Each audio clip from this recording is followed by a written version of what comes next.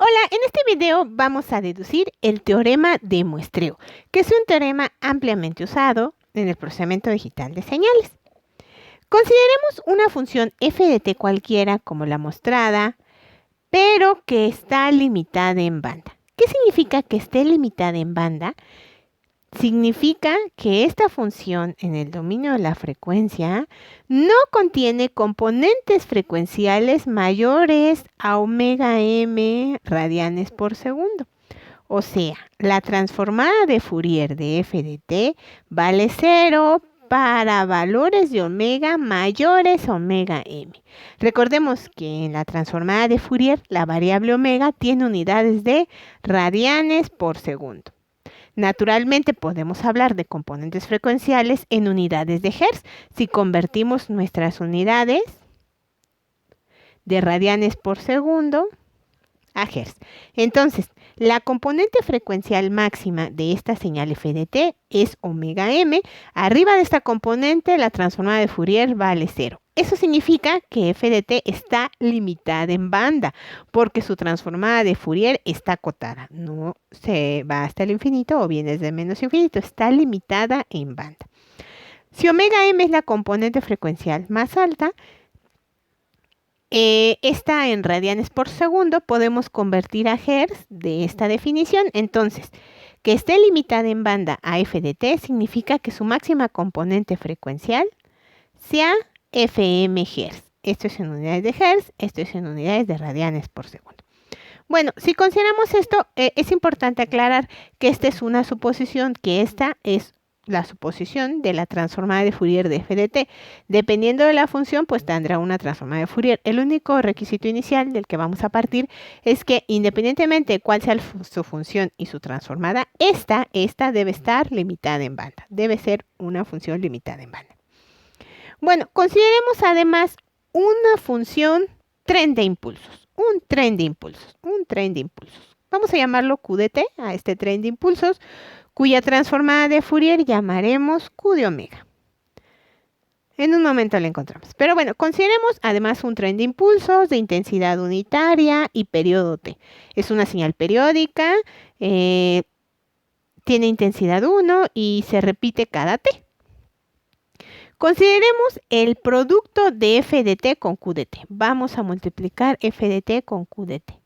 Al multiplicar estas dos, ¿qué resulta? ¿Cuál es la forma de onda resultante de multiplicar un tren de impulsos por una función f de t cualquiera? ¿Cuál sería?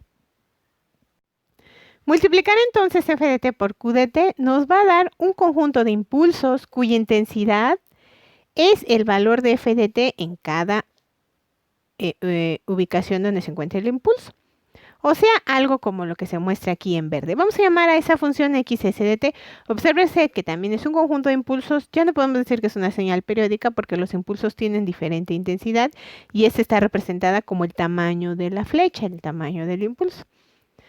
Pero también es un conjunto de impulsos. Corresponde cada intensidad del impulso al valor de f de t en cada uno de estos puntos. Obsérvense cómo la envolvente de este conjunto de impulsos pues es f de t. Esa sería la señal xs de t. Es una señal muestreada de f de t cada t segundos. También a xs de t se le conoce como señal en tiempo discreto. ¿Por qué se le conoce como señal en tiempo discreto? Porque solamente está definida en ciertos valores discretos de tiempo. Es un modelo matemático que representa la salida de un bloque o sistema llamado muestreador. Cada función impulso ubicada en nt, que forma parte de xs de t, representa una muestra de f de t en el punto t igual a nt. Cada uno de estos puntos en f de t corresponden o le dan la intensidad a los impulsos. En conclusión, una función analógica f de t Al ser sometida al proceso llamado muestreo, o sea, al ser sometida al producto con un tren de impulsos, se convierte en un conjunto de impulsos delta t menos nt, en una suma infinita de impulsos de intensidad igual, la intensidad, o sea, lo que multiplica a la delta, es igual al valor de la función ubicada cada nt. Esto significa que xs de t no es más que una suma de impulsos. Vamos a manejarlos de menos infinito a infinito, dependiendo si tiene ceros la función f de t. Si cruza en cero en algún punto, pues ya habrá un número finito de impulsos. De deltas ubicadas cada nt, pero lo que multiplica la delta, o sea, su intensidad, pues no es más que la función f de t evaluada cada nt. Esto es xs de t. Bueno, pues en el tiempo tenemos a esta señal llamada señal muestreada o señal en tiempo discreto. ¿Qué ocurre en la frecuencia después de haber sometido a la señal analógica a este proceso llamado muestreo? ¿Qué ocurre en el dominio de la frecuencia? ¿Cuál será la forma de la señal muestreada xt en el dominio de la frecuencia? ¿Cuál será la forma? Vamos a llamar a esta forma en el dominio de la frecuencia xs de omega. Para averiguarlo, consideremos la propiedad de convolución en la frecuencia como se indica. A ver, vamos a acordarnos de la propiedad de convolución en el dominio de la frecuencia. Recordemos la propiedad de convolución que dice que si una función en el tiempo tiene como transformada f de omega y otra función en el tiempo llamada q de t tiene como transformada q de omega, cuando en el tiempo multiplicamos a estas funciones, en el dominio de la frecuencia que ocurre, una convolución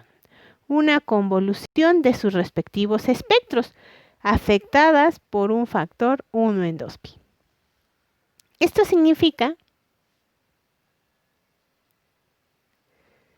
que el producto de f de t por q de t a lo que llamamos xs de t, obsérvese, multiplicamos aquí de manera gráfica q de t con f de t, el resultado pues fue este conjunto de impulsos ponderados por f de t, le llamamos a esta función xs de t. xs de t, ¿quién es entonces en el dominio de la frecuencia? 1 en 2pi, la transformada de f de t, o sea, f de omega, convolucionada con la transformada de q de t. Sería una estrategia bastante útil para encontrar a la función en el dominio de la frecuencia, para conocer cómo cambia una señal analógica cuando fue muestreada. Después de ser muestreada, cómo cambió en el dominio de la frecuencia. Eso es lo que queremos averiguar. Vamos entonces a realizar esta convolución. Así tenemos que f de t tiene transformada f de omega, q de t tiene transformada q de omega, xs de t va a tener como transformada xs de omega. Si multiplicamos entonces estas dos, el resultado en el tiempo es una señal muestreada. Esto en la frecuencia implica la convolución de estas dos, lo que nos da como resultado, pues xs de omega. Pero para hacer la convolución entre f de omega y q de omega, pues habrá que definir a q de omega, es decir, la transformada de Fourier de q de t. ¿Cómo la encontraríamos? Debemos encontrar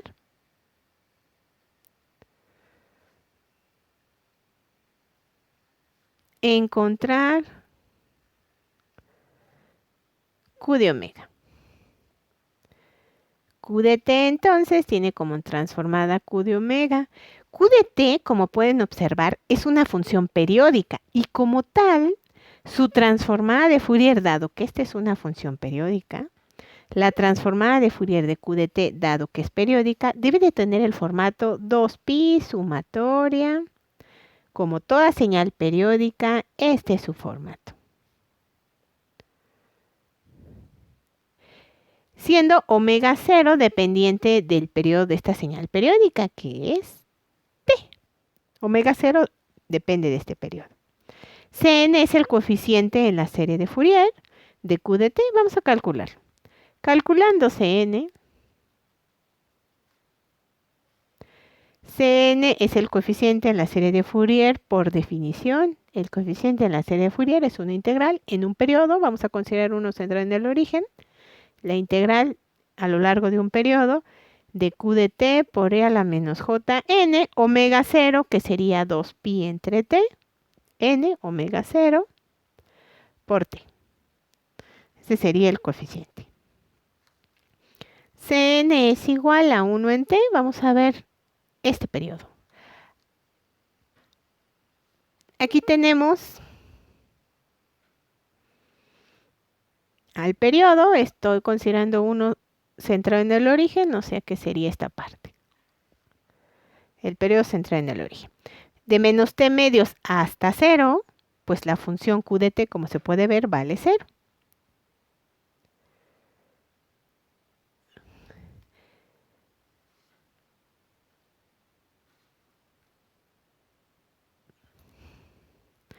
De menos t medios hasta 0, de hecho es hasta 0 menos porque exactamente en 0 hay una función que es la delta, obsérvese. Exactamente en 0 está una delta.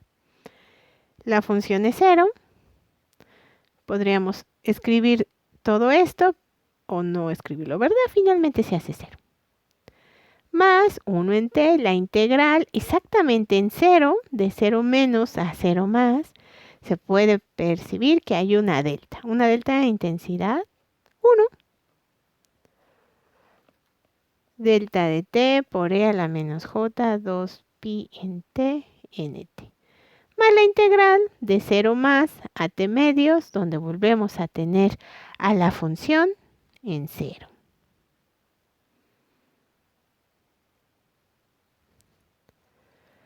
Cn es entonces 1 en t que multiplica. Tenemos aquí a la función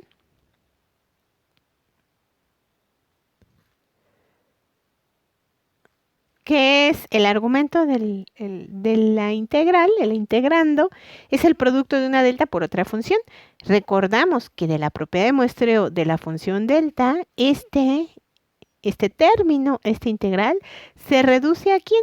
A la función evaluada donde se encuentra la delta. La delta está en el origen, por lo tanto sería e a la menos j 2pi t n por 0, o sea, e a la 0, lo que se traduce en 1 en t. Obsérvese que todos los coeficientes de n valen lo mismo, independientemente del valor de n, todos ellos tienen de valor 1 en t. No dependen de n porque todos valen lo mismo, es una constante. Muy bien, vamos a sustituir este valor en nuestra definición de la transformada de Fourier. ¿Qué nos quedaría? En lugar de Cn vamos a poner 1 en t. Así, la transformada de q de t, la transformada de esta señal periódica, sería 1 en t. Bueno, podría salir de la sumatoria. Obsérvese que Cn se convierte en una constante, así que puede salir de la sumatoria. Multiplicada por 2pi tendríamos esto. Menos infinito, infinito. Ahí lo vemos. 2pi, 1 en t, delta de omega menos n omega 0. Ya tenemos a q de omega. Entonces regresemos al punto. Regresemos a la operación de convolución. Así, f de t por q de t va a representar en el dominio de la frecuencia la convolución de estas funciones. F de omega convolucionada con q de omega. ¿Qué tendríamos entonces? 1 en 2pi f de omega, que está convolucionada con este término. 2 en pi, sumatoria de menos infinito, infinito, etc.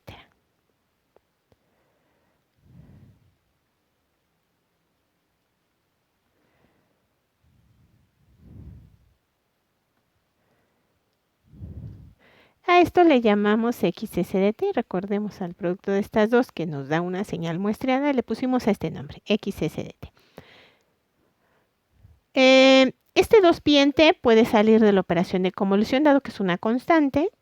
Así que si lo sacamos se iría este término con este término. ¿Y qué nos quedaría? 1 en t, f de omega, convolución.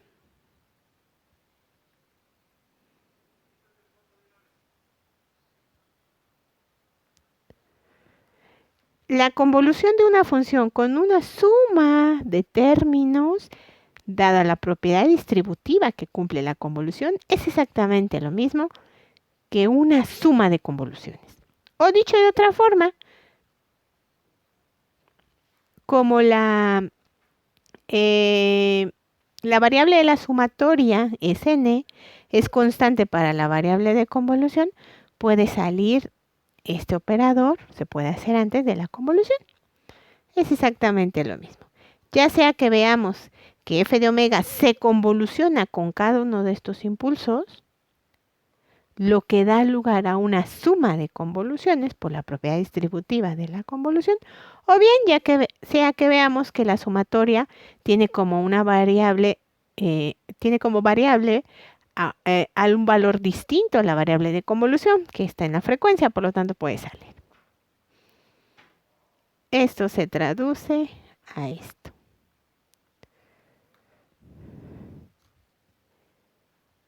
Y como vimos de un video anterior, la convolución de una función con un impulso no es más que la función desplazada donde se encuentra el impulso. Este impulso se encuentra cada n omega 0, por lo tanto el resultado es f de omega desplazada n omega 0. Muy bien, pues esa sería la transformada de Fourier. Obsérvese quién es. Cuando convolucionamos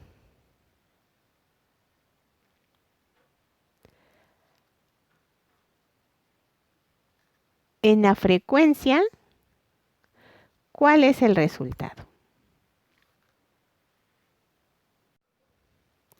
Convolucionar entonces esta función con esta otra, que es un conjunto de impulsos, implica o resulta la función desplazada por cada uno de los impulsos. Por ejemplo, esta convolucionada con este impulso central dará lugar a la misma forma de onda.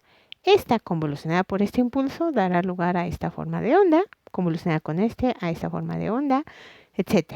Por cada impulso se repite la función. Cada omega 0.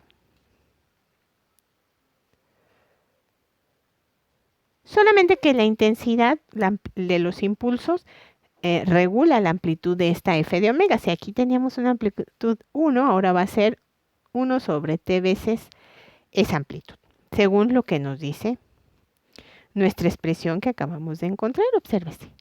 F de omega desplazada cada n omega 0 de amplitud 1 en t. ¿Qué ocurre cuando muestreamos en el tiempo entonces?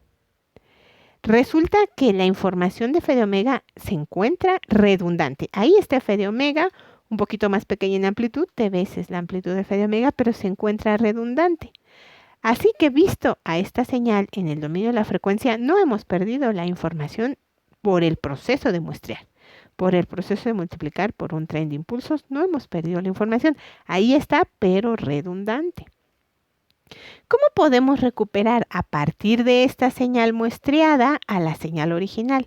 O sea, ¿qué operación podríamos hacer en el dominio de la frecuencia para que a esta señal la traduzcamos o a partir de esta lleguemos a esta? Si yo puedo hacer alguna operación en el dominio de la frecuencia tal que aplicada a esta señal x, s y omega, el resultado sea esta, o sea, solamente el espectro central amplificado t veces para dar lugar a f de omega, lo que estoy haciendo es recuperar en el dominio del tiempo a esta señal, a esta.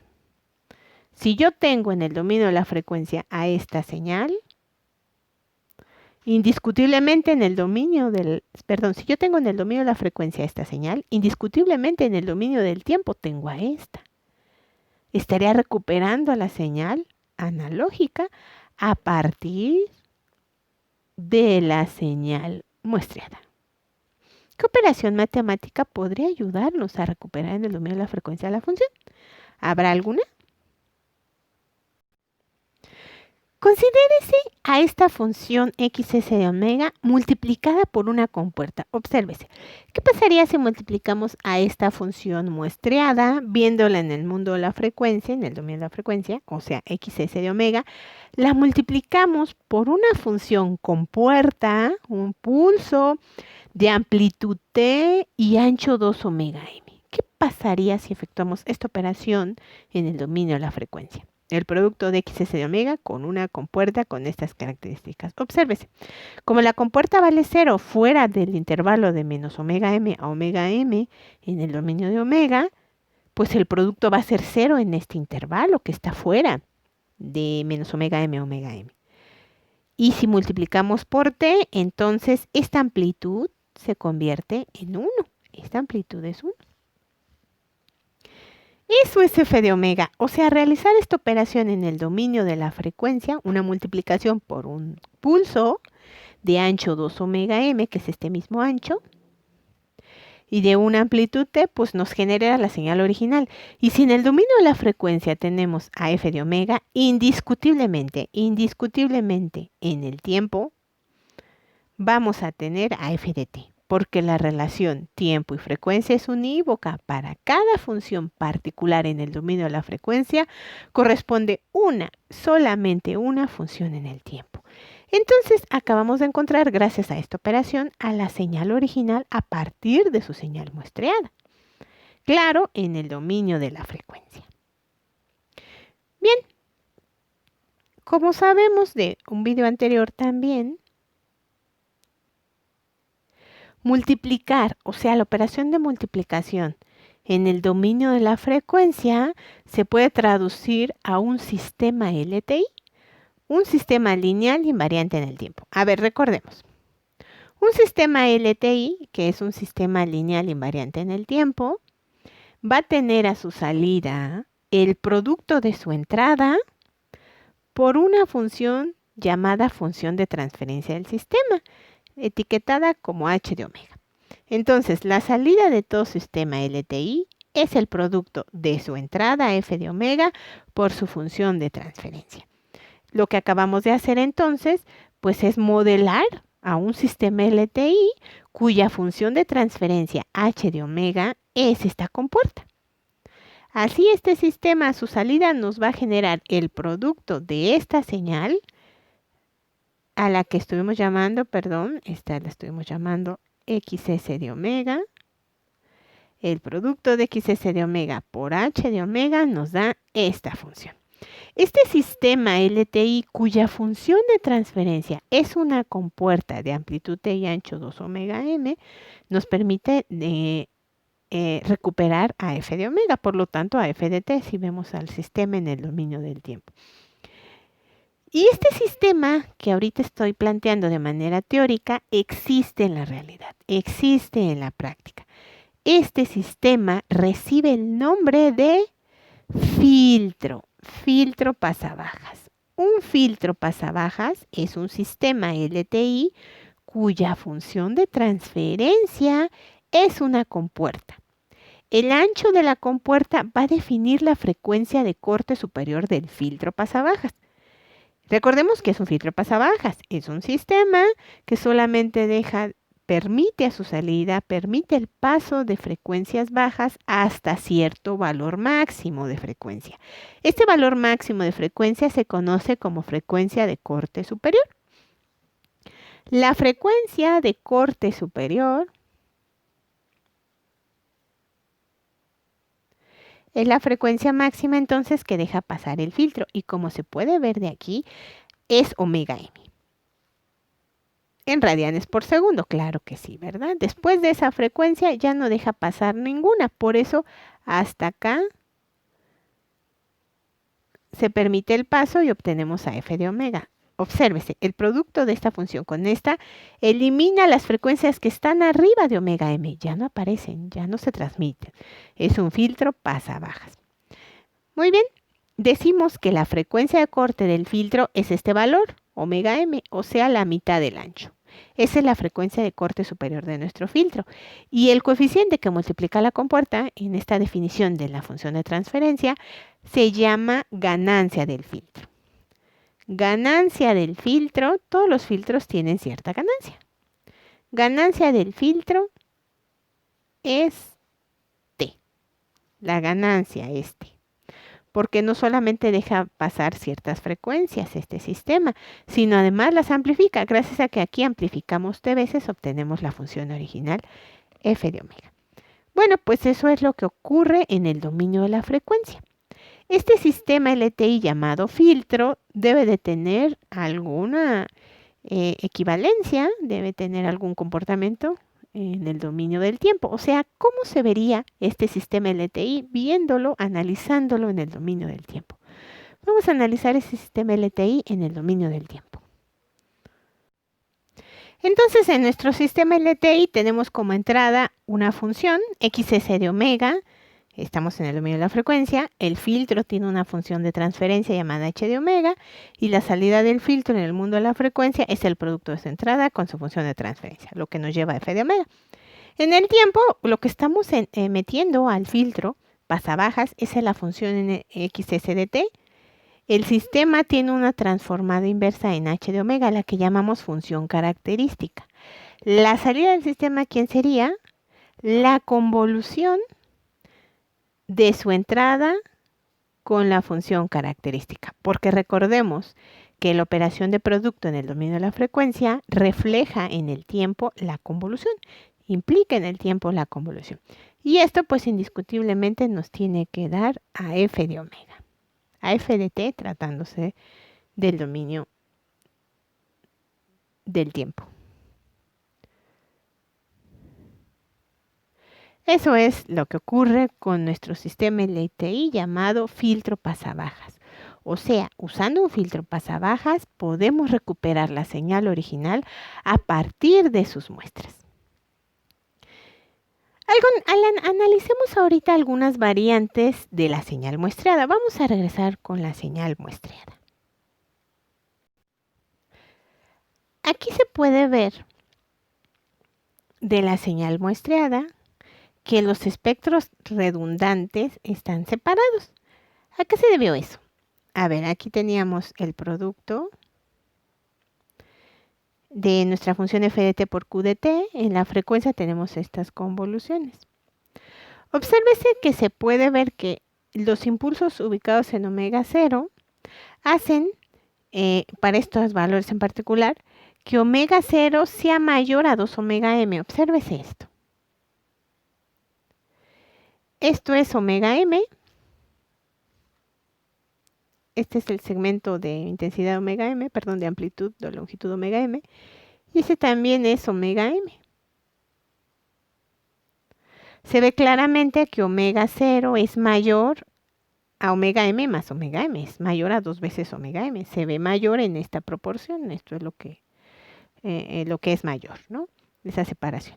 Entonces, cuando los espectros están separados, estos espectros redundantes, es porque omega 0 es mayor a 2 omega m. Omega 0 mayor a 2 omega m. Y bueno, así veríamos a XS de omega cuando hacemos pasar por un filtro. ¿Qué pasaría si omega 0 tuviese un valor tal que fuera exactamente igual a 2 omega m? ¿Cómo se vería XS de omega? Si omega 0 fuera exactamente igual a 2 omega m. Recuérdese que omega 0, estos valores dependen del periodo de la señal en el tiempo. Dependen de este periodo. Observemos. Este omega 0, que a su vez define dónde van a estar redundantes los espectros de f de omega, este omega 0 depende de esta. Depende de esta. Bueno, vamos a suponer que omega 0 es de un valor tal que es exactamente igual a 2 omega m. ¿Cómo se vería nuestra gráfica? Si omega 0 entonces fuera exactamente igual a 2 veces omega m, pues veríamos los espectros redundantes pegaditos, uno inmediatamente después del otro. Al hacer pasar por un filtro pasabajas, o sea, multiplicar por esta función con puerta, el resultado pues sigue siendo el mismo, f de omega. Seguimos recuperando nuestra señal original, solamente los espectros están muy pegados, están uno inmediatamente después del otro.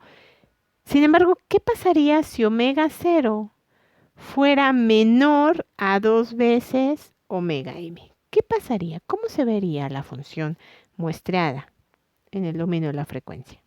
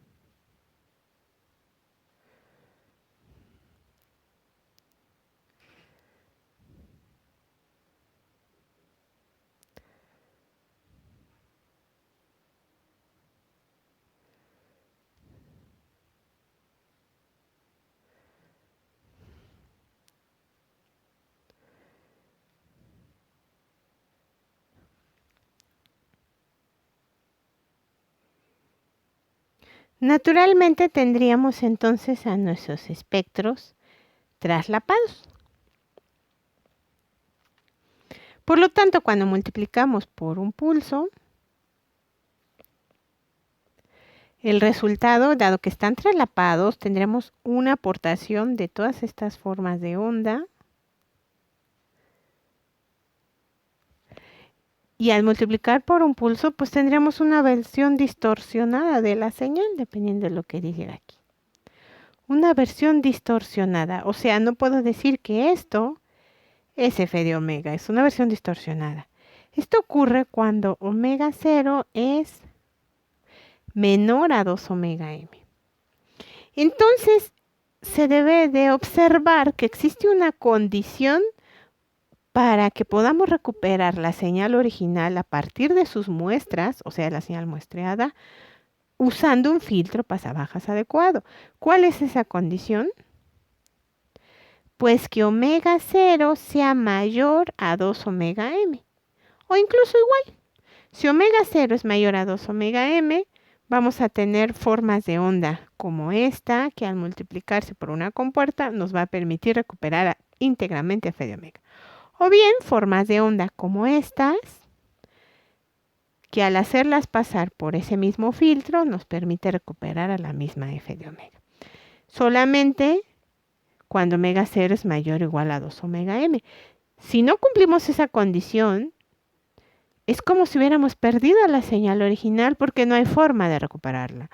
Así que esta es la condición que deberíamos de cumplir para que el proceso de muestreo no pierda la información. Escrito esto de otra forma, podremos decir que omega 0, dado que depende del periodo, ¿el periodo de quién? A ver, vamos a recordar. ¿Quién es omega 0? ¿De quién depende?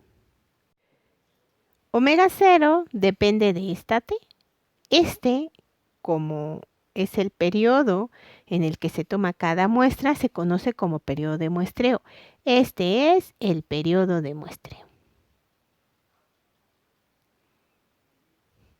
Y bueno, omega 0 entonces debe de ser de un valor tal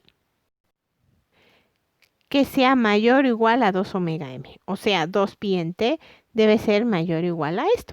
Omega m también la podemos escribir de otra forma. En términos de Hertz, sabemos que la frecuencia en radianes por segundo también se puede escribir como 2 pi fm, donde f es la frecuencia componente mayor, pero en Hertz. Esta es la frecuencia componente mayor en radianes por segundo. Tiene un equivalente en Hertz que está dada por esta expresión.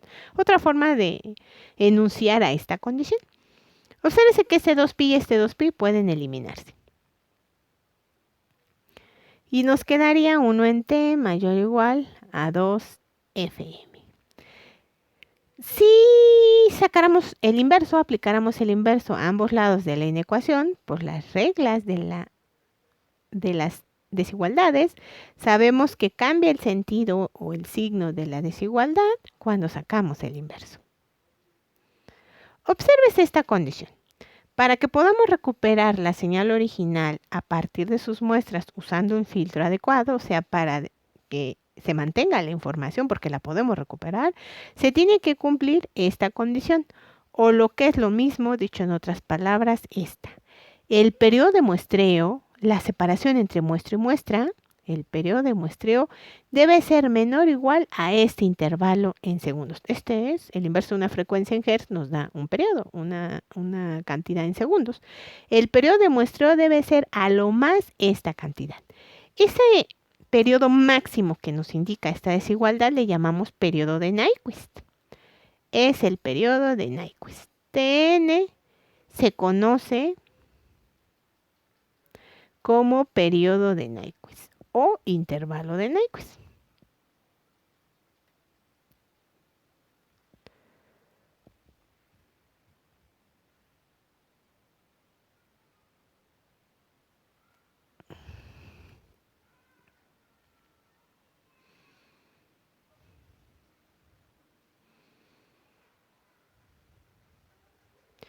Muy bien, es el periodo máximo entonces, entre muestra y muestra.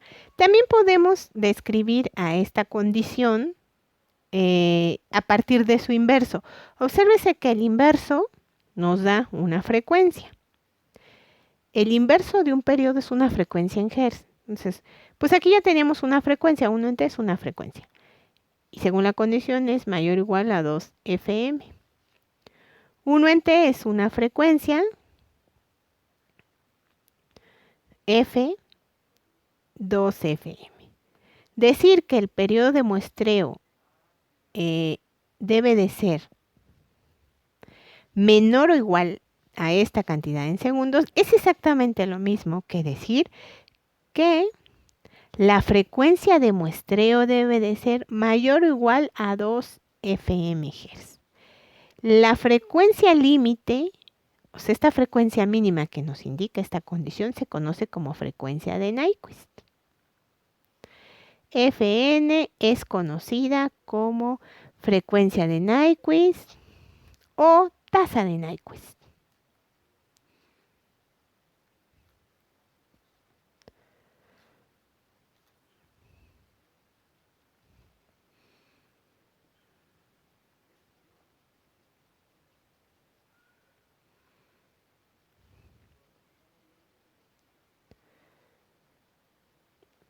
Esta condición que podemos escribir tanto en términos de periodo o bien en términos de frecuencia, se conoce como teorema de muestreo.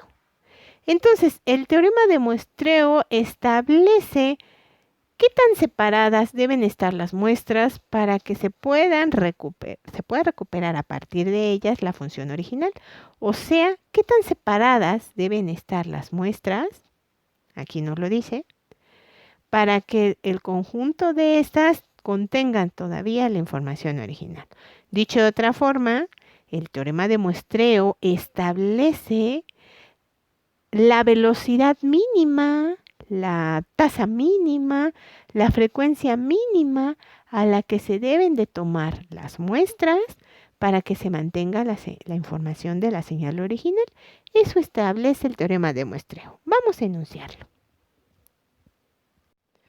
El teorema de muestreo establece de manera muy formal que toda señal limitada en banda que no contiene componentes de frecuencia mayores a fMHz u omega m radianes por segundo, está representada íntegramente por el conjunto de sus muestras tomadas a intervalos t no mayores a 1/2 fm segundos. Esta es la condición que establece el teorema de muestreo. La separación máxima entre muestra y muestra no debe de superar esta cantidad en segundos.